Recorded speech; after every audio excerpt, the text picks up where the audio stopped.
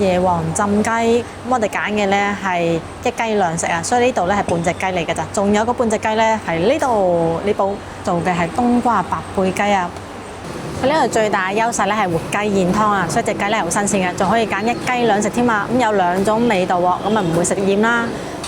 肥衣煎餅，哇，好正喎！呢份煎餅睇上去好香脆喎，而且份量係好大㗎。呢個碟係勁大嘅碟嚟㗎。嗱，而煎餅咧係分咗好多層㗎噃，而且每一層咧都係咁樣烘過脆喎，好似好香脆嘅餅咁樣嘅咯。Hello， 大家好，我係毛毛啊。今日帶大家食一間開向街市旁邊嘅隱世私廚啊，專門做各種特色雞煲㗎。嗱，嚟廣州食雞一定唔會失望嘅，個個。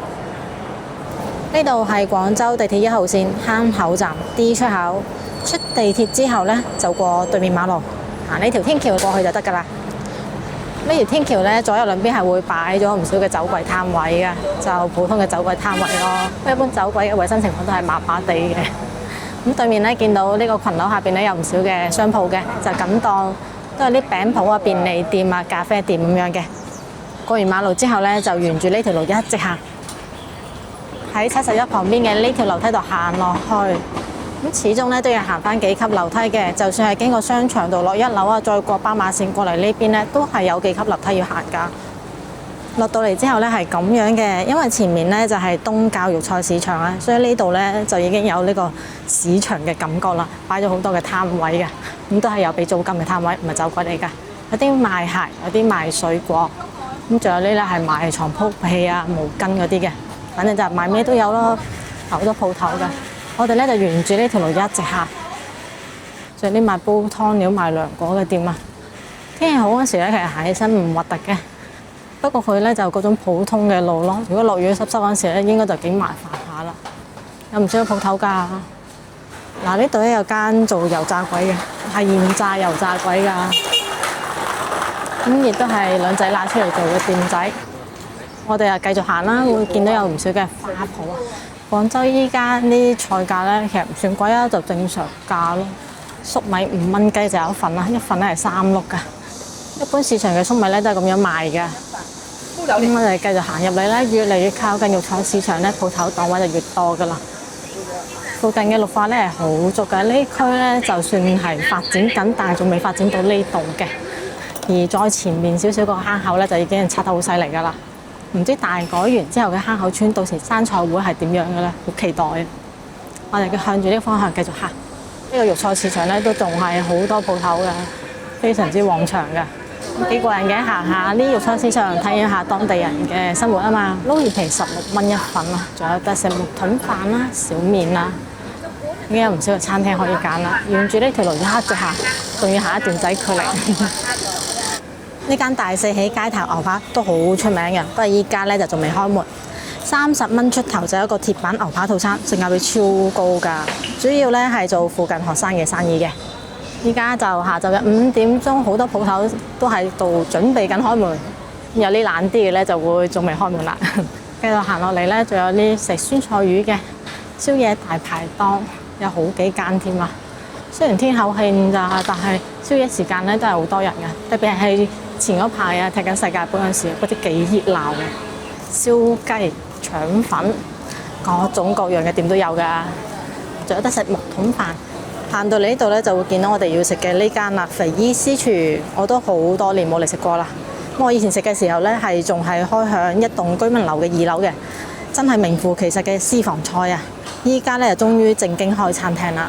我哋就行入去啦，環境變得好咗噃。依家咧就啱開門，所以咧係未有人嘅，就好私房菜嘅裝修咯。坐咗就睇菜單啦，呢度最出名咧係食雞啊，先睇到佢嘅浸雞系列啦。一隻雞咧係有138蚊嘅，亦都有148蚊嘅，咁係有好多款雞可以揀嘅喎。有招牌椰皇雞、雪梨無花果雞、絲瓜竹笙浸雞、蟲草花雞、石盒麥冬浸雞、雙瓜浸雞、鳳梨涼瓜雞、龍鬚草浸雞、木瓜椰皇雞、米酒雞、秋濕雞、紅米雞同埋栗子茯苓雞嘅。嗱，雞咧就有咁多種啦，但係其實唔係日日咧都全部供應嘅喎，想食邊種都係要落單時問一問佢先知㗎嚇。咁除咗有得食呢種浸雞煲之外咧，仲有得揀一雞兩食嘅喎。雞項兩食咧係168蚊一隻嘅，而扇雞兩食咧就228蚊一隻嘅。咁後面咧仲有其他系列㗎，啫雞系列啊，價格咧就由118蚊到138蚊嘅，都係有好多種唔同嘅啫雞可以揀嘅，大家去睇睇，我就唔讀晒菜單啦。呢個茶位費咧係3蚊雞一位嘅，飯咧就3蚊雞一碗，咁其他收費咧都有寫㗎啦。除咗食呢種雞煲之外咧，仲有得炒菜㗎，可以睇睇呢張菜單啦。菜嘅話咧就由15蚊到38蚊嘅，都有好多款可以揀㗎。小食嘅話咧就由5蚊雞到28蚊，比較出名咧係個肥姨煎餅啦，15蚊。咁仲有得黃芥煎餅嘅。咁除咗呢頁之外咧，後邊都係有唔少菜式㗎，叫做爆炒系列啊。嗱，價錢嘅話咧就由38蚊到58蚊嘅，其實就好多好多種類揀㗎。平時大排檔會見到嘅菜式咧，喺呢個爆炒系列咧都係有㗎。咁可以睇睇最後邊咧，仲有啲主食㗎。主食嘅話咧，就由15蚊到32蚊嘅，都係一啲嘅麵啊、炒粉嚟㗎。咁睇完咗菜單就可以去落單㗎啦。睇到老闆娘個樣之後咧，我先發現原來同我以前食嗰間唔一樣㗎喎。之後我就查咗下啦，發現原來佢哋分到家㗎喎。咁遲下我再帶大家去試埋嗰間啦。而家先食咗呢間先。椰皇浸雞，咁我哋揀嘅咧係一雞兩食啊，所以呢度咧係半隻雞嚟㗎咋，仲有個半隻雞咧係呢度呢煲做嘅係冬瓜白貝雞啊。咁睇到呢白貝咧係有啲已經係甩咗殼㗎啦。呢啲咧就係上晒色之後嘅冬瓜啦，係咪睇唔出係冬瓜咧？咁睇完咗啲配料，係時候睇睇我哋啲雞啦。呢種咁嘅算係啫雞嗰系列㗎，所以啲雞咧係咁樣嘅，有好多汁喺上面㗎啦。聞上去呢一煲咧係香好多㗎喎。咁除咗冬瓜同白貝之外咧，仲放咗啲葱啦同埋洋葱嚟調味嘅，亦都係用砂煲拎上嚟㗎，好熱辣辣㗎。雞咧真係比較大隻啊，成半隻雞啊都係咁大煲雞肉啊，而且每一嚿咧係唔細㗎，好有肉嘅隻雞啊。冇咩皮下脂肪嘅，但係皮咧係有一定嘅厚度嘅，睇起身就覺得好正啦。又有得食浸雞，又有得食啫雞，哇！呢個一雞兩食我好滿意啊！啲白貝其實比較大粒㗎，不過就有啲會甩咗殼咯，而有啲咧就仲未甩殼嘅，咁睇得出個粒肉咧都幾大下㗎。嗰啲冬瓜咧切得比較薄㗎，片片都係咁薄㗎咋，已經係充滿晒呢個味道㗎啦，連顏色都變埋啊！唔睇睇個菜單我都唔記得咗落嘅原來係冬瓜白貝啊！睇嗰就開餐啊，嗱都幾大嚿雞㗎，呢個聞上去咧就香過浸雞多多聲嘅。呢個煲夠晒先啊，啲雞都夠晒入味啊，最緊要係入味得嚟咧，又唔會太過老喎，方便食啊。已經追到佢有少少乾爽㗎啦，啲雞肉咧係好飽滿嘅。佢係真係啫煲嚟喎，外邊係感受到有嗰啲葱啊、洋葱啊、蒜啊嗰種香味喺度㗎。但係佢唔會啫得太老喎，入邊啲肉咧係仲係嫩喎，而且係有雞味嘅喎。佢唔係冇啫到入味，而係唔會啫得太過入味，而且條味唔會太過濃，唔會冚到個雞味嘅，好鮮味㗎。啫煲咧係做到有汁㗎啲肉，幾好食㗎呢個煲。咁除咗雞之外咧，佢仲有好多嘅冬瓜同埋白貝啊嘛，梗係要試埋啦。冬瓜夏天冬瓜消暑啊，但唔知啫成咁樣冬瓜有冇呢個效果嘅咧？如果冬瓜可以煮得再腍啲就更加好啦。而家咧係多汁，但係食落去會有少少硬㗎。因為冬瓜屬於你唔講佢係冬瓜，你估唔到佢係冬瓜咯。冬瓜咁清淡嘅味道咧，係抵抗唔到佢嘅啫嘅味道嘅，所以係基本上吸收晒呢個煲嘅味道㗎啦。所以係全部都係呢個煲嘅味道嚟㗎啦。咁啊提供咗好多汁嘅口感咯，都爽脆嘅。最後嚟試一試呢個白貝啊！咦，呢個係殼嚟㗎喎。而呢個，做嘢有肉啦，佢都炒甩咗幾多㗎喎。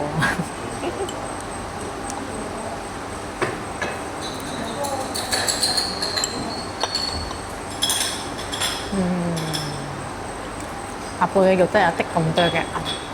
呢個白貝唔單止口感比較韌，佢嘅味道都唔係好新鮮，食落去會有啲咁多嘅異味嘅。不過勝在佢個醬咧調得個味係比較濃嘅，所以係會冚咗大部分嘅異味嘅，但係都會 feel 得出咯。而且佢啲白貝咧係好多沙㗎。好在我呢度嘅雞咧好正啊！佢揀嘅真係靚雞嚟㗎，冇咩皮下脂肪，但係嗰陣皮咧係夠厚㗎啦，所以係好彈牙㗎，係有嗰種好爽、好脆嘅質感啊！個肉咧緊實得嚟咧唔難咬，佢唔鞋嘅，唔蝕牙㗎，係嫩多汁㗎。無論係啫啊定係攞嚟浸啊，都係好正啊！最緊要係有雞味啊嘛，係一隻靚雞嚟㗎。呢個價錢食呢隻雞咧係抵嘅。仲有菇片喎，試埋佢啲菇啊！嗱，切成咁樣嘅，幾薄一片啊，不過本身係一隻好細嘅菇咯。口感軟滑，都爽嘅，唔會太過腍嗰種嚟嘅，唔透嘅。佢就食材夠多夠豐富，有得轉換下味道，而且佢有少少地嗰種蒜頭嗰種辣味喺度啊，就比較吊起條癮，冇咁清淡。而呢個浸煲咧就會比較清淡一啲，就真係冰火兩重天嗰種啦，係唔同嘅風格嚟嘅咯，幾過癮啦！一雞兩食。呢個最大嘅優點咧係佢隻雞啊，係活雞現湯啊，所以隻雞咧係好新鮮，食得出係新鮮。而且咧呢內臟係俾齊你㗎。咁我哋落單時咧，老闆娘仲有問我哋啊，要唔要幫你哋留埋個雞血啊？所以中意食雞血嘅話咧，係可以落單時同佢講話留埋㗎，因為佢現湯，所以先做得到㗎。不過我哋咧就冇要雞血，因為點嘅咧係呢個椰子雞煲啊。我覺得個雞血同呢個湯咧唔係好搭啊，就唔想毀咗個湯啦。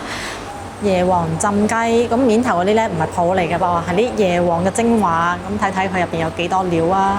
佢哋嘅雞咧係新鮮燙嘅，好正喎！嗱，飲滿晒啲椰皇嘅精華之後嘅雞咧，睇上去咁樣白雪雪㗎啦，係一隻大雞嚟㗎。咁除咗椰皇之外咧，仲擺咗2粒紅棗㗎。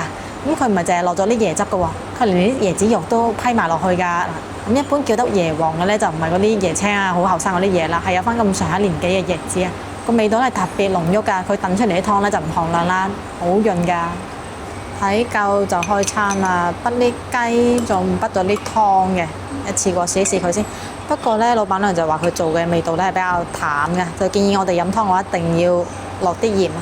雞肉係比較大嚿㗎，好有份量啊，熱辣辣飆緊煙㗎。先試完未？呢半隻雞攞嚟做浸雞真係好正啊，而且份量係夠晒大啊，又有得飲湯喎，又有得食雞肉喎，好補啊！一靠近咧就聞到佢椰子嘅香味㗎，椰子味道真係好香醇啊！隻雞都好有雞味啊！我會更加中意浸嘅呢一煲咯，呢一煲咧清香好多，冇乜大嘅瑕疵咯。而追個煲咧，因為配料都好重要，而且食得到啊嘛，一食就會知佢嗰度嘅問題比較多㗎啦。呢煲咧就冇乜大問題嘅，更加好食，而且可以飲湯啊，潤一潤啊嘛。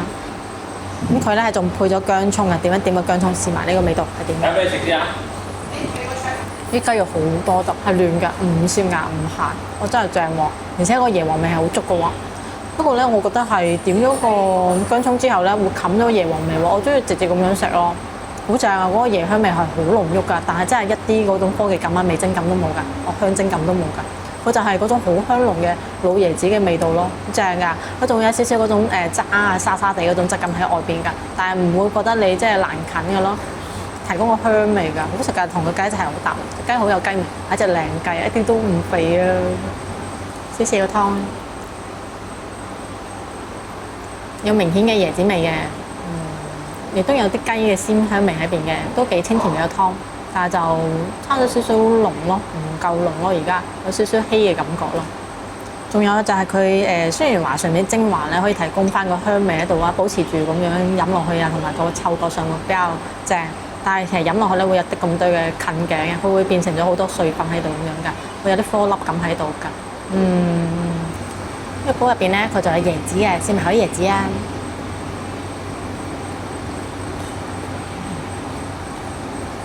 食得到嚟嘅，佢老椰子又唔會太過老嘅，爽脆嘅但係就會有啲咁多硬咯，但係好有椰子香味咯，越嚼越有椰子香味嗰種咯。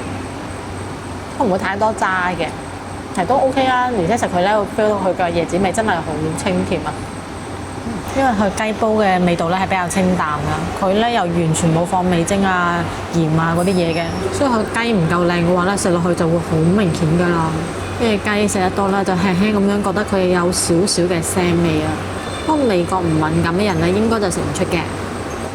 如果食得出嘅話咧，就可以點一點個薑葱啦。點完薑葱之後咧，就冇咗個奇怪味道㗎啦。不過亦都冇埋椰皇嘅香味。因為係小店啊，所以呢隻雞嘅毛咧炆得唔係好徹底㗎，係真係有啲剩翻咗幾長下嘅毛喺度㗎。煲得耐咗之後咧，個湯嘅味道會濃咗好多㗎噃。建議大家就最後先飲湯啦。但係咧煲得越耐咧，啲雞肉啊喺入邊滾得越耐啊，佢面嗰個黃色嘅油咧就會越多㗎啦。硬係覺得飲落去好似唔係好健康咯，好驚飲落去好油膩啊！咁佢係放咗啲紅棗同埋啲枸杞子啊，紅棗咧係冇咩核嘅，不過唔怕，因為本身咧椰子會有啲咁多嘅寒涼屬性嘅，所以加少少紅棗啊、枸杞子落去咧可以平和翻嘅，而且飲落去咧係唔會有佢哋明顯嘅味道㗎，主要咧都係椰皇嘅味道嚟㗎。依家濃咗之後咧就好飲好多啦，而且我覺得啲椰子肉都幾好食啊，幾啱我口味啊！煲到最後嗰陣時咧，個湯真係好正㗎，夠晒濃㗎啦已經，唔落鹽都好飲啊！個油咧我最後都係冇撇到啊，因為其實啷一啷佢咧再滗湯就唔會有好多油㗎啦，都 OK 㗎啦。咁樣飲落去咧會更加香嘅。差唔多就可以叫佢加啲水，之後就渌菜啦。其實成盤菜咧比較多嘅，但我哋渌咗一部分先，睇下啲菜夠唔夠嫩，夠唔夠新鮮。菜咧就好快熟嘅啫，滾一滾就得㗎啦。嚟睇睇佢啲菜究竟夠唔夠嫩，夠唔夠新鮮啦。其實咧又已經搣咗最粗械嗰部分㗎啦，就主要得翻上面呢個菜葉部分嘅啫，鮮鮮味道啦。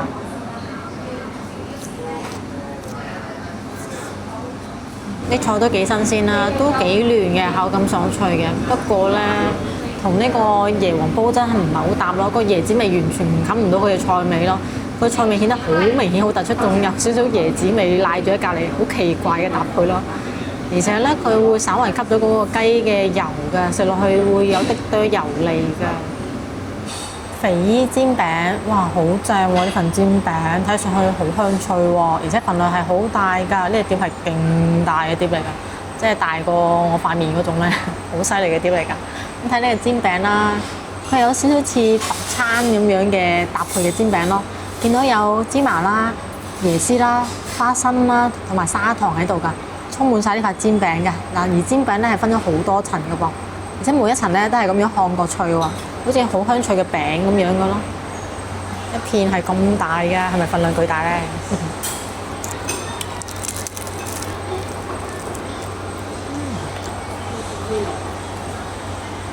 好刺激啊！一咬嗰下爆晒啲嘢出嚟，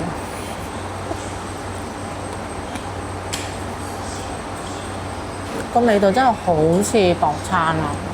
嗰啲花生啊、芝麻啊、砂糖啊，都係好脆好香㗎，成個味道混合出嚟就係薄餐嘅味道啊！